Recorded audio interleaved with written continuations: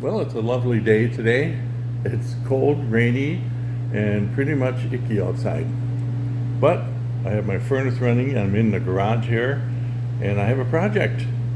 One thing I did not hook up on my trike here is the shift sensor, which is right here, which will be going in this cable right there. So that's what I'm going to be working on right now. I just put a steering stabilizer in here, which really works pretty well. It prevents wobble. And I added this stem onto the handlebar riser there. So now my screen stays is vertical, which is nice. Instead of being sideways, it's normal.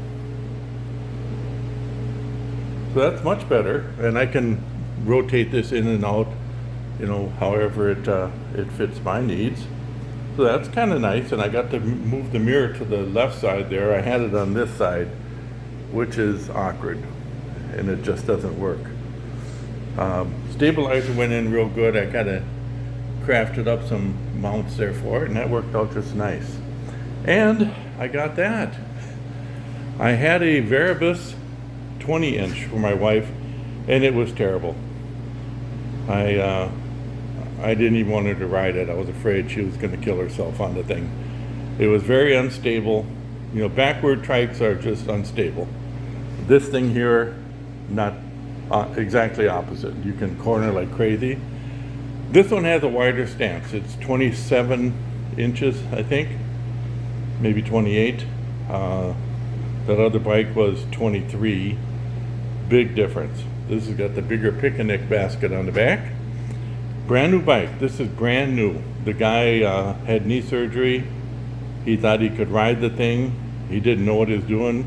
He put the lights upside down, and as you can see, the fender is not well attached. Nothing is really assembled correctly.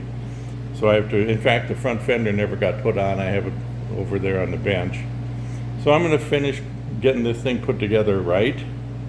And I already ordered a mid-drive unit that I'll be putting on this.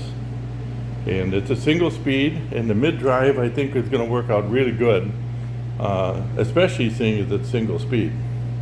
It's going to have a larger 42 tooth or 44 maybe on the front. What's on there now is probably about a 38. The gearing should be real good to maintain about 12 to 13 miles an hour, which is about average biking speed for trails and that kind of thing. It is rather large. It didn't fit real well on my carrier, so I have to come up with an idea on how to transport it. It's a full-size bike. I mean, this is truly an adult bike. So the story was they paid $600 for this thing. He rode it exactly 50 feet and said he can't do it. And he wouldn't do therapy and all that, and anybody who's had knee surgery knows if you don't do the therapy, you'll never get better, ever. And so it has 0 miles on it. I gave him $100 for the thing. So pretty hard to pass that one up. So that'll be a project down the road when I get the drive unit in and get this converted. I think these are programmable, just like this one here, which is the Variabus, which is basically Tongsheng. You can program them 24 to 52 volt. I have mine set up as 48. I do have an extra 19 amp hour 36 volt battery, so I'm going to rig this one up as 36 volt. And I already have the battery, so that saves a lot there too. So that'll be a future project. Today it'll just be clean up the mess. But I'm going to focus on this guy and get this done. I think I'm actually running out of things to do.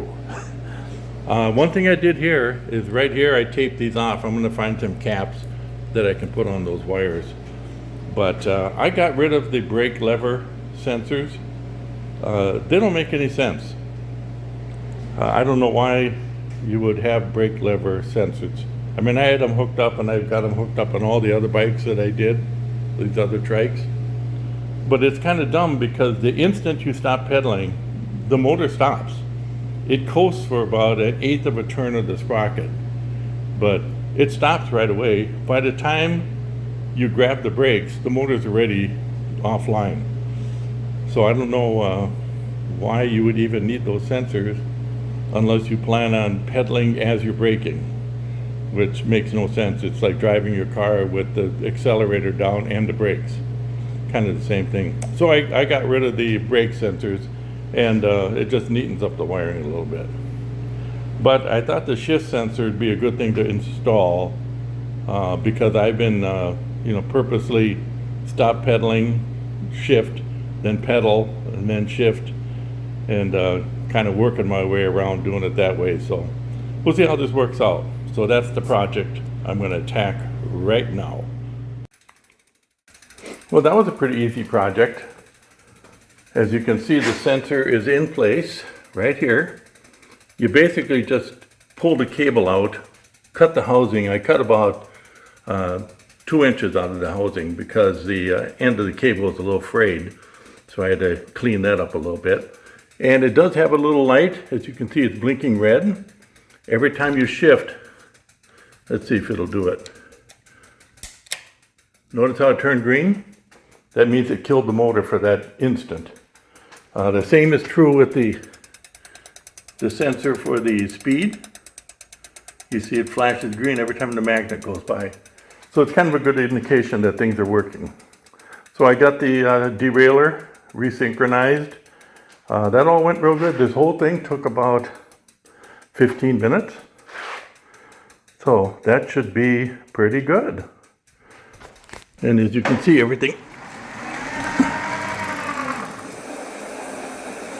works pretty darn good. You can barely hear this motor run. And because it is torque sensitive, it's not doing anything until you crank on it.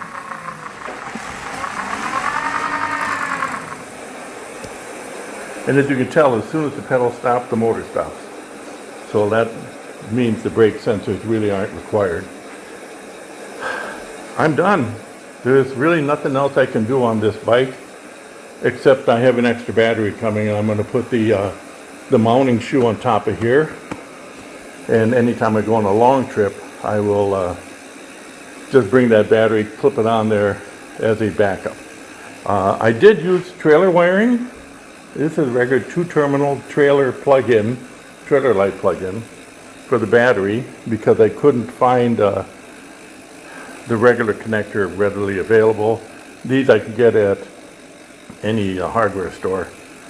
So that works out pretty good, and it'll handle 20 to 30 amps. So that worked out pretty good. Everything worked out good on this bike. I just love it. This is one fine machine. And it rides great. I think the only thing I would change down the road is eventually when these front tires wear out, I'm going to replace them with smooth tread because I don't really do off-road. I mainly do chase around town and trails. And the back I might leave as a knobby just for traction's sake. But other than that, yeah, she's good. I did put new rotors on the front. I trued up the wheels, which had a little bend to them. The back wheel's got a slight bend in it, but I'm going to let that one go. But I put new rotors on the front, cleaned up the brake pads to get rid of the squeal, and of course the squeal came back. That's the bad thing about disc brakes, is they squeal. And there's a lot of advice on what to do, and I'll tell you what, they're going to squeal no matter what you do. You can do temporary fixes on them, but they're gonna squeal. I have yet to have a bike that didn't. So it's something you live with. But other than that, I think she's a done deal. I'm real happy with the drive motor. That was the right choice. I'll do a little video on the reasoning behind putting a mid-drive on this and not on that. Not the snowblower. That has its own drive. No, this bike here and that one. I have another one of these in storage right now. So I'll have those 3 for sale in spring. But anyway, that one's got a hub motor. That one's got a hub motor. And the other one that's identical to that is also a hub motor. This one's going to get a mid-drive, and the mid-drive here was the correct choice. I'm so glad I didn't go with the hub motor for a lot of reasons, but that's in the next video. So today, just finish this guy up and she's a done deal.